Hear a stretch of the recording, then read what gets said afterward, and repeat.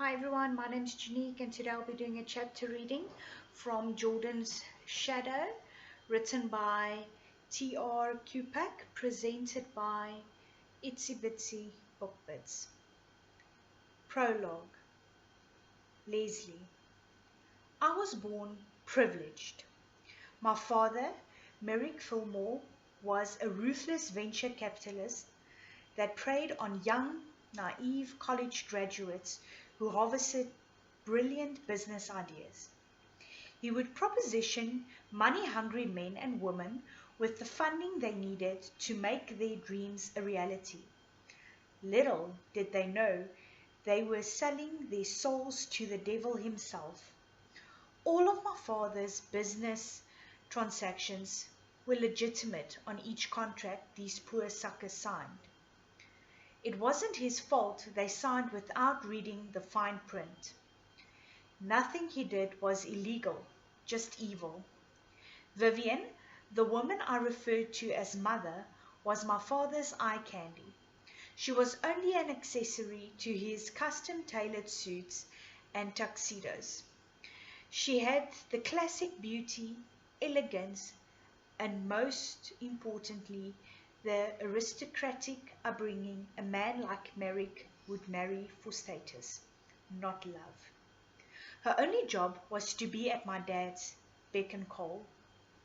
Needless to say, our small family was not known to be affectionate. The only true affection I received growing up was from my nanny, Hannah.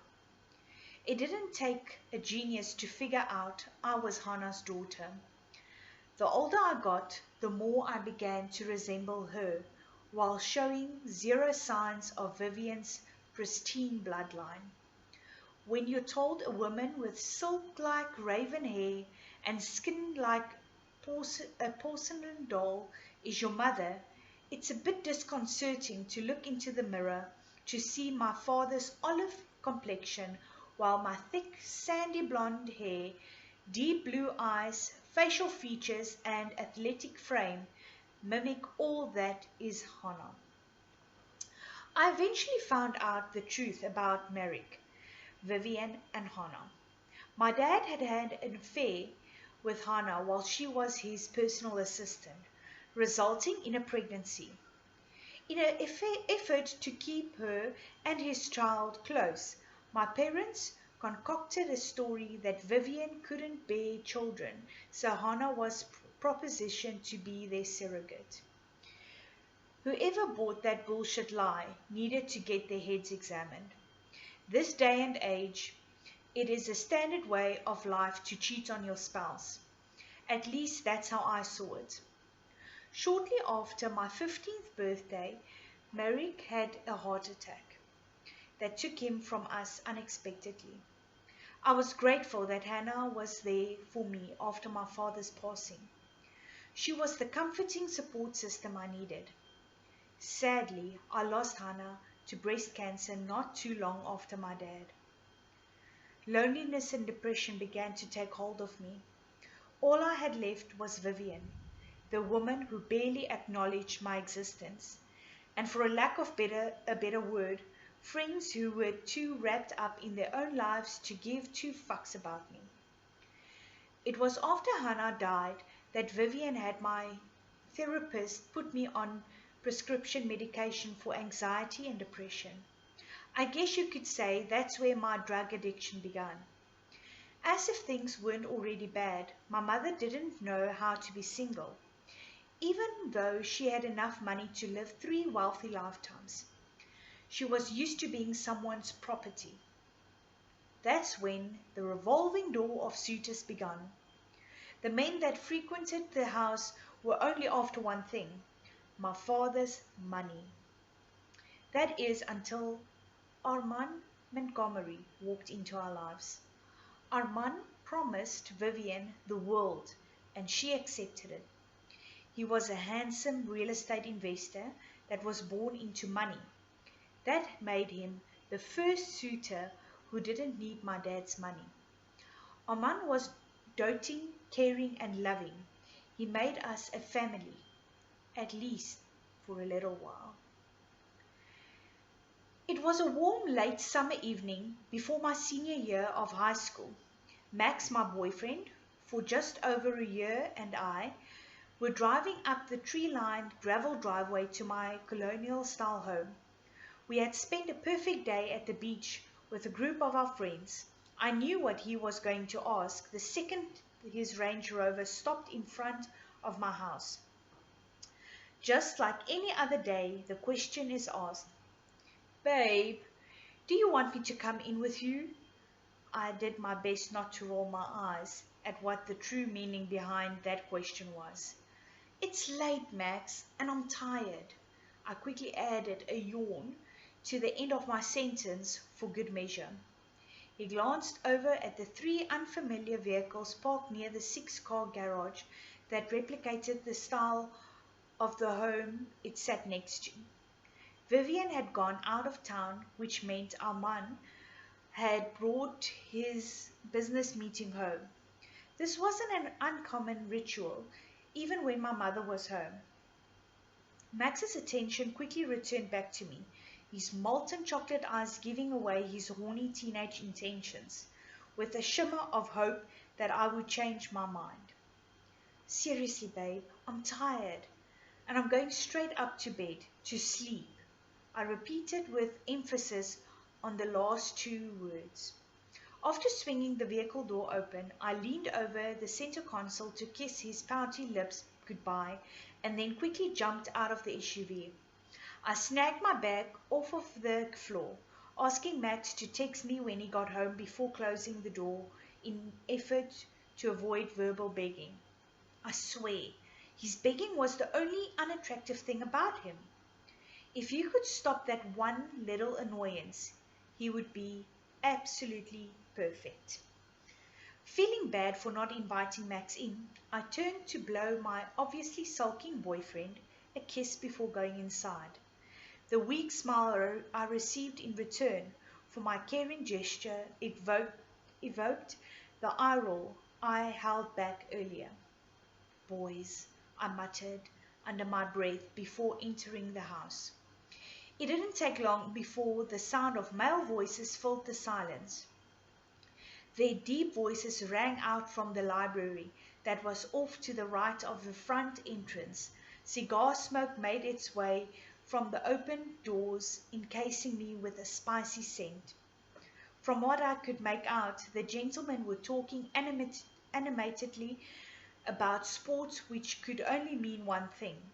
They were done with business for the night and moved on to indulging their palates with one of Armand's expensive bottles of scotch that paired nicely with the hand-rolled Cuban cigars. "Leslie, is that you?" Armand's voice echoed out through the quiet foyer. To be polite, I made my way over to the double walnut doors that led into the library. Peeping my head in to find my stepdad standing by the bar refilling his snifter while three other men in tailored suits were occupying the large, high-backed antique leather chairs by the fireplace. This was by far my favorite room in the house. It was my reading haven when the house was empty and I wanted a cozy place to read while being surrounded by hundreds of literary geniuses that sat prominently on their built-in wooden shelves. The smell of the freshly polished wood and the leather of the chairs only added to the whole reading experience. "Yup, just me. I'm headed to bed. You gentlemen have a great evening," I answered with a quick flash of a smile and quickly headed up the 2 flights of stairs that took me to my 3rd floor bedroom in the west wing of the house. I couldn't quite make out what the men had said upon my retreat, as I learned a long time ago to tune out any of my stepfather's business acquaintances. The one thing I could be sure of, it was most likely inappropriate. Ever since I grew out of the gangly teenage stage and began to look more like a young woman, the men Armand would bring around always stared at me like I was a piece of meat. Again, it was another reason to ignore them. As I cleared the last step and began my trek down the hallway, I couldn't help the sadness I felt when I passed Hannah's old room. She was my biological mother, and even after the truth came out about her and Merrick's affair, I still wasn't permitted to call her mom, not even in the privacy of our home. Now she was gone, and I would never get to tell her how much I loved her. From the time I was old enough to understand, Hannah had always told me to be a strong, independent woman who didn't need to depend on a man for happiness because in the end it could ruin me. I could see it in her eyes that she was referring to a relationship with my father.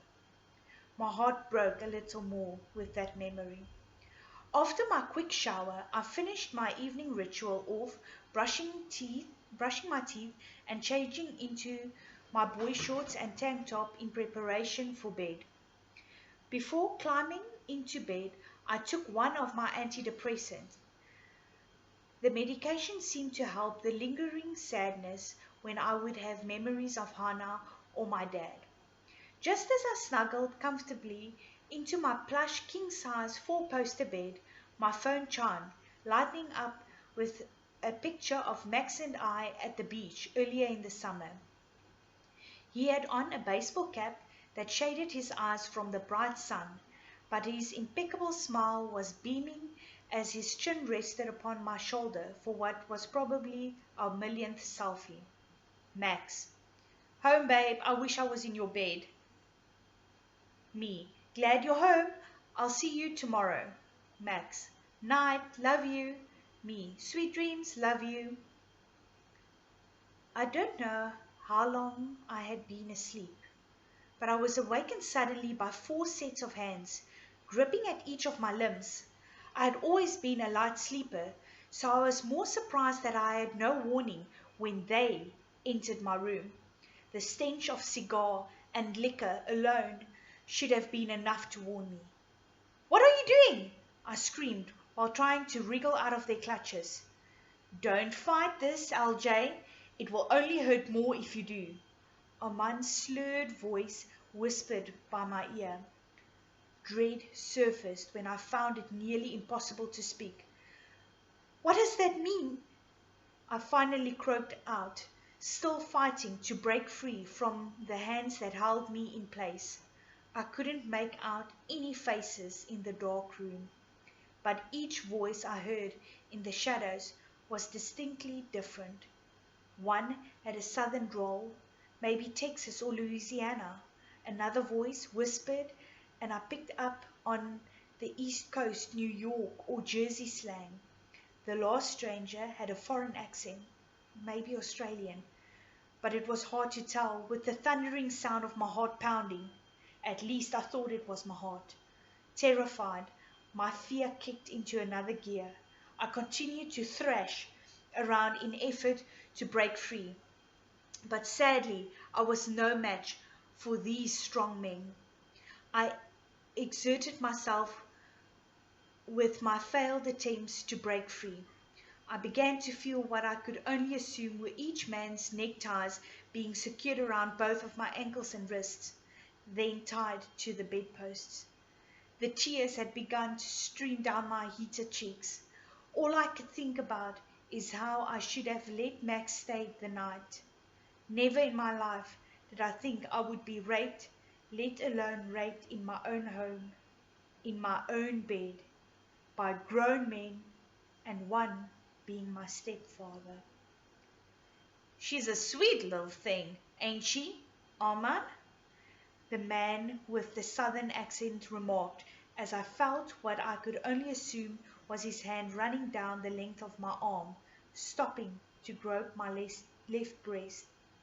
His hand massaged over the thin layer of my tank top before finding its way under the fabric. His scotch-laden breath wafted over my face, sending a chilled, tingling sensation down my spine. "Please don't," I whispered through the lump in my throat, suddenly praying one of these men would come to their senses and help me. Deep down, I knew that wasn't going to happen. They were drunk and horny. My panic state won't sway them from the task at hand. Another hand began to extend my right leg, moving its way slowly up my shin to my thigh. My skin was crawling from the feel of the rough, callous, unwanted touch on my soft skin. She's smooth as silk, Arthur. Run your hand up her other leg, said the East Coaster. Arthur's hand didn't even start on my lower leg. Instead, he immediately found the bare skin of my thigh. He rubbed his hand up my inner thigh, stopping at the hem of my shorts, and then descended just above my knee, gripping it tightly, as if he were trying to rein in his control. You weren't kidding, Christian, replied the man, with what I could now tell was an Aussie accent. My attackers were saying one another's name, letting me know who is touching me. The only one I still didn't know yet was the Southern's name. Armand, please let me go, I begged once more. Shh, Leslie. Once again, Armand's voice was by my ear. His nose runs down the curve of my neck, then back up. The smell of the alcohol he had been drinking filled the minuscule space between us. My eyes were screwed shut as hopelessness filled my mind. I didn't know what else I could do. There was nothing more I could say that would stop this nightmare from happening. So I mentally shut down. That's a good girl, Armand praised me, mistaking my attempt to disconnect as a sign of compliance. His hand found its way under my tank, groping at the breast the southerner had been ignoring. I want inside the sweetness, Armand, chimed the man with the southern drawl. You will get your turn, Henry, Armand snapped in a heated tone. I get my dick wet before any of you fuckers do. You understand? If you have a problem with that, then get the fuck out of my house.